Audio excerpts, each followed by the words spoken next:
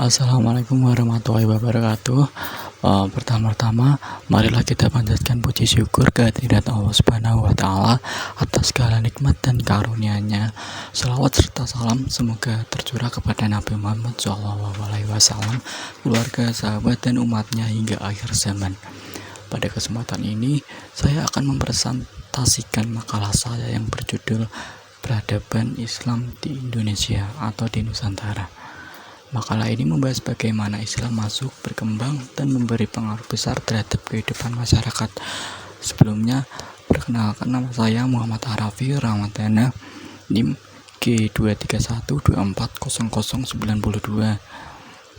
Saya di Teknik Informatika, tepatnya kelas sore B2.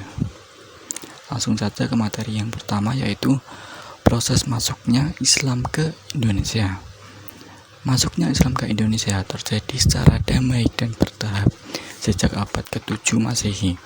Islam tidak masuk melalui penaklukan militer, melainkan melalui perdagangan, dakwah, perkawinan, pendidikan, dan budaya. Ada beberapa teori mengenai asal masuknya Islam, di antaranya teori Gujarat, teori Mekah, teori Persia, dan teori Tiongkok. Pendekatan damai dalam dakwah ini sejalan dengan firman Allah Subhanahu wa Ta'ala dalam surat An-Nahl ayat 125, yaitu Ud'u ila sabili rabbika bil hikmati wal mau'izatil hasanah wajadilhum billati hiya ahsan, yang artinya serulah manusia kepada jalan Tuhanmu dengan hikmah atau kebijaksanaan dan pelajaran yang baik, dan bantahlah mereka dengan cara yang baik. Quran Surat An-Nahl ayat 125. Kemudian materi yang kedua adalah jalur penyebaran Islam di Nusantara. Islam disebarkan melalui berbagai jalur, yaitu yang pertama ada perdagangan, kemudian kedua ada perkawinan, ketiga pendidikan, dan keempat adalah kesenian dan budaya. Cara-cara yang penuh kelembutan ini juga sesuai dengan sabda Nabi Muhammad SAW, yaitu Inna Allah rafiqun yuhibbur rifqa fil amri kullihi, yang artinya sesungguhnya Allah maha lembut dan mencintai kelembutan dalam segala hal atau urusan. Hadis riwayat Bukhari dan Muslim. Kemudian materi yang ketiga yaitu pengaruh peradaban Islam dalam kehidupan masyarakat di Indonesia. Islam memberi pengaruh besar dalam yang pertama pemerintahan, pendidikan, kemudian yang ketiga hukum dan sosial, dan yang terakhir adalah kesenian dan budaya.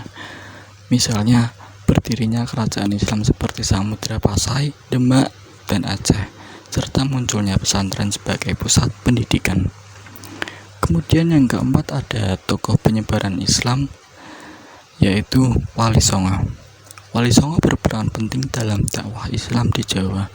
Mereka menggunakan pendekatan budayanya, yaitu yang pertama Sunan Kalijaga dengan wayang, kemudian Sunan Bonang dengan tembang Islami, yang ketiga Sunan Giri dengan pesantren di Gresik. Pendekatan ini menjadikan Islam mudah diterima oleh masyarakat.